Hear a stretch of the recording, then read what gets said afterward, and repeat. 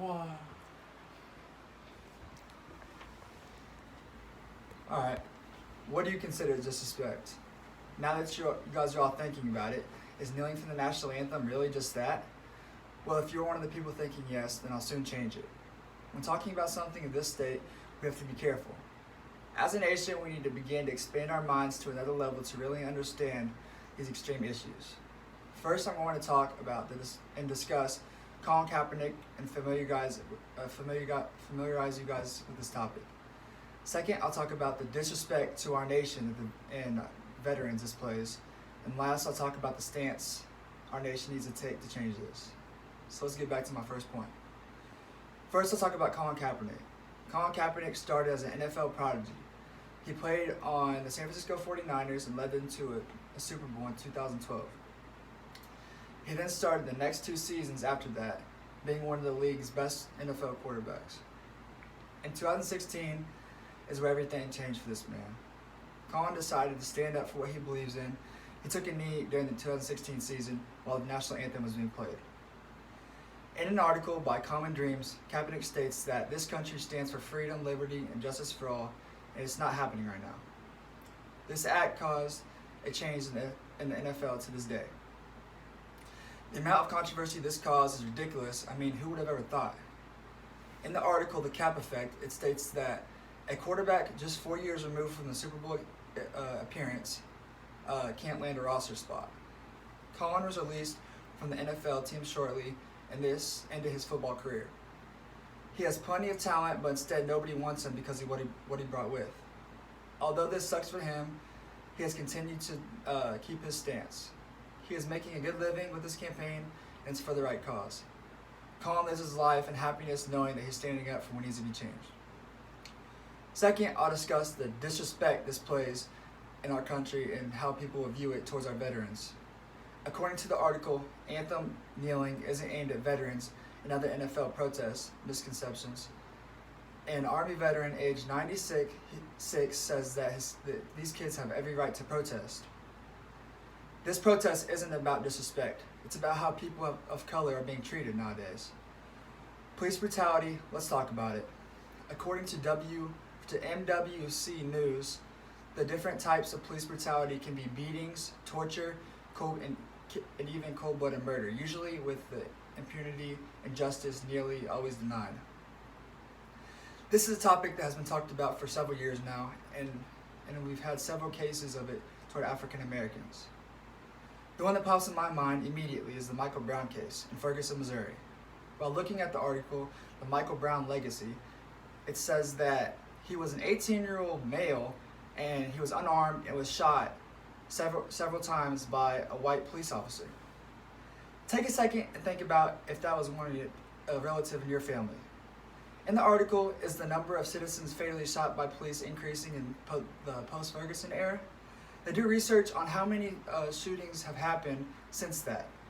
In this research, since the shooting, fatal shootings by police have increased by 1.6 a week. Would this make you realize the diversity in our country? The amount of racism that lives in our country still is outrageous. I'm not stupid enough to think it'll ever die, but we need to calm this issue down. Kids are getting raised in families that this traits in their DNA. This causes kids to look at African Americans differently as a whole. Kneeling for the national anthem brings attention to this problem. This makes people all across the world realize what's going on here in America. This is another reason why players are getting bashed for what they are doing. Based off the article by the Sports Journal, it states that Kaepernick spoke about injustice and the fact that he wanted to present uncomfortable conversation in this country he hopes that this could be unified on the topic, help our country get unified on the topic. People believe this is giving America a bad representation. Now, I'm not disagreeing with that part. I feel like it is very much so. Although I feel like this needs to be known and it should lead our country to be embarrassed and cause change. The people that participate in this protest are influencing more than just the sports world. This act has been broadcasted all over the world, and at one point it was the #1 trending topic on all forms of social media. From the sports industries to celebrities, all the way to big political figures such as our president, Donald Trump, it allowed this to become such an uphill battle. When you have this being a topic of discussion, it allows this protest to reach its full potential. How could this be considered disrespect when all these things are going on in this world? This is a silent protest. That's what people need to understand. There are many ways someone can handle a situation like this, especially one like this. I think back to when all these African Americans were getting killed by our own police. There were so many horrible riots that went down. Now you're trying to tell me that taking a knee is a bad act of kindness? I'm a realistic person and I know that this will forever be a problem, but something like this, that's crazy. We need to really to embrace this and what's going on and realize that protesting something people feel strong about in such a silent act shouldn't tear our country apart the way this one has. Respect goes a long way. Protesting has become a very common problem in today's world, and we just need to get used to it. Let's talk about the ways we need to fix this country and how we're going to fix this as a country. We need to recognize our police task force and how things are being handled with this. All police officers should have to undergo specific training to reduce gunfire. The use of a gun seems to be how officers are responding nowadays whenever they feel like they're threatened. Just because someone is becoming to resist arrest and you become frightened doesn't mean you have to kill. You should be able to simply use a taser, and a witness or victims, like in several cases, these are being explained just by them, and it's your word versus them.